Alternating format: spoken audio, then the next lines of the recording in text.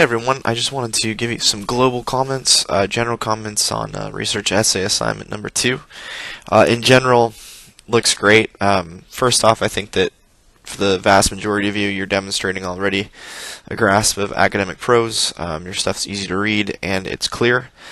If that's not the case, work on it. A couple things. Number 1, always use as few words as possible. You will never be penalized for using too few words, and that's because using too few words is very difficult. It's much easier to say a lot and use a lot of words than it is to say a lot using very few words. So there were a couple of you that were, you were very bold. You said, "All right, I'm just going to do it like they did in TCR. I'm studying this because I want to find out this, and because I want the reader to understand that." End of story. Those are great. Those tended to be the best submissions. If you can do it, simply do it.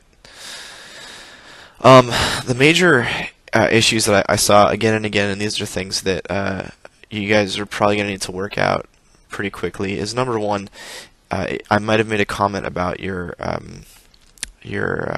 question not being theological, maybe being too practical. Maybe it was too much like sociology, too much like psychology, too much like history. If that's the case, it's because this course is really about getting you used to doing theology.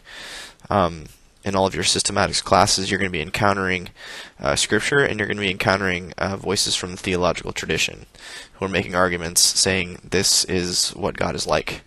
And that's really the key. And at a certain level, what your paper needs to be about is it needs to be about God. God is the subject of your paper.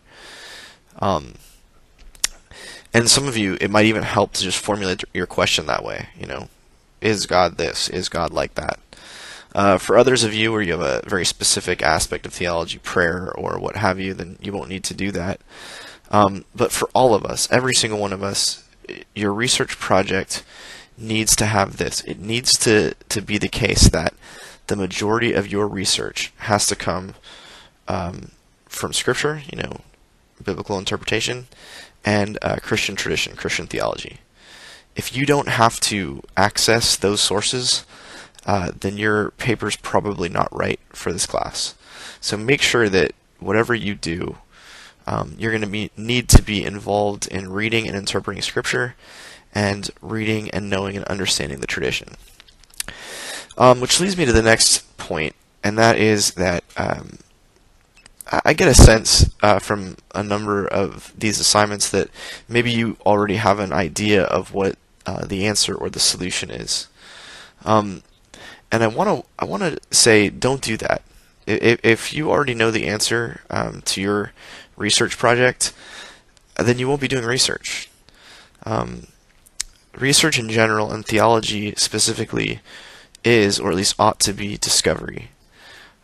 The best and most glorious thing of what we're doing is, God is mysterious, the church is mysterious, the Trinity is mysterious. Everything about Christianity, really, when you come down to it, gets mysterious.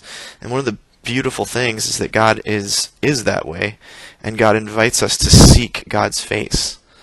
And if you don't have the answer already, and you're curious about something, and you begin searching the Scriptures, and then searching other voices in theology, and you begin to craft an idea of what you believe God is or might be like, or something about the fundamental nature of the universe, well, that's amazing, because it'll be like, that first time that you opened a gift at Christmas, right? And you're like, whoa, what is this? This is incredible. I had no idea. And because you're talking about God, it'll be, I had no idea that God was this beautiful, this majestic, this wild, this liberating, this gracious, in these ways. And that needs to be something that that comes out of an open mind and an open heart. And so be honest with yourself. If you already know the answer, then maybe change your topic. Or maybe step back for a second and say, you know what, I'm not going to know this. I'm going to set my preconceived notions about what this is aside, and I'm just going to search. I'm just going to let theology happen, let discovery happen. And that leads me to my final point, and that is the reason that that's important is because doing theology is not just meant to answer questions. We do it because we are human beings and we desire to know and to explain and to understand. But at the end of the day, all of that's meant to lead us to a place of prayer and worship. If you're doing theology and you come away from it and you aren't inspired to worship God, then you're doing it wrong.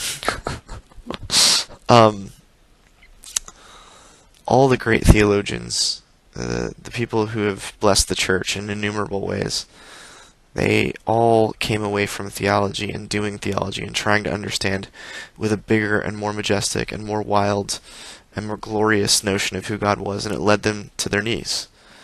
And I think maybe the way we get this best in the tradition is how it used to be the case that when people did theology, they would begin with prayer. And St. Augustine even makes this explicit in the Confessions. Every single chapter begins with a prayer. He speaks to God and tells God who God is. And then it's interesting how those prayers filter into the themes of his theological work. Yeah. So don't know where you're going, and then when you get there, begin to worship the God who brought you there. All right, see you.